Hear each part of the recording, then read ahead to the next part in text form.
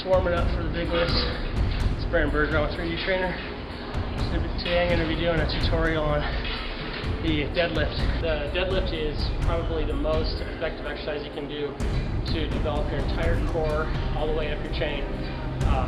Strong back, rhomboids, traps, biceps, thighs, hamstrings, glutes, you name it, it's there.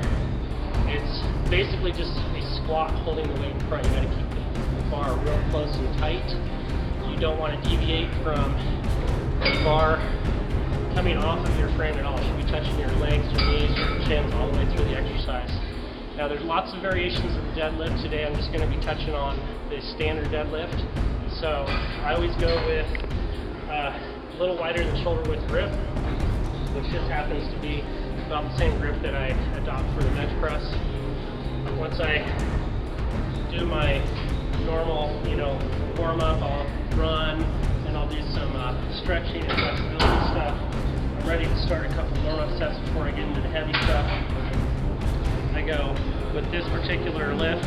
Today I'm going to go a little wider than hip width with my feet, and I like to point my toes just slightly out.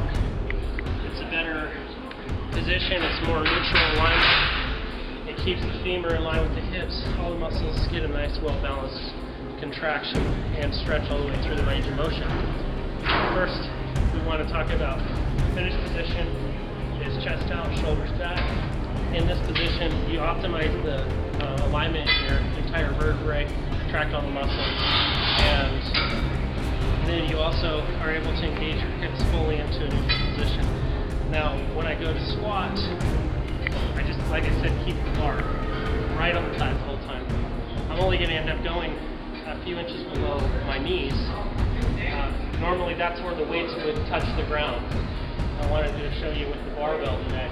Now, with this finished position, notice the spine is in a nice neutral position. We're not deviating from rounding the back. This is the most common thing. Also, the most common thing is that people lock the knees and then finish with the hip. That's really not good for your back, and you're not achieving the benefit that you should be. You're just putting your results in the hamper. So what I want you to do is make sure that you're squatting. Keep that tailbone down and low. The knees and the hips should always travel at the same rate. So we're pulling that bar all the way up the thighs and finishing strong with an exaggerated top position here. So again, coming down, pause, pull. When you're getting into heavy weights, you're going to be doing a lot of explosion from the bottom, and that's necessary, but you got to start with no weight. Get your form dialed in real, so it feels real fluid and real comfortable. Like I said, that's just the standard deadlift. There's lots of variations, sumo, partial. You can change up your hands.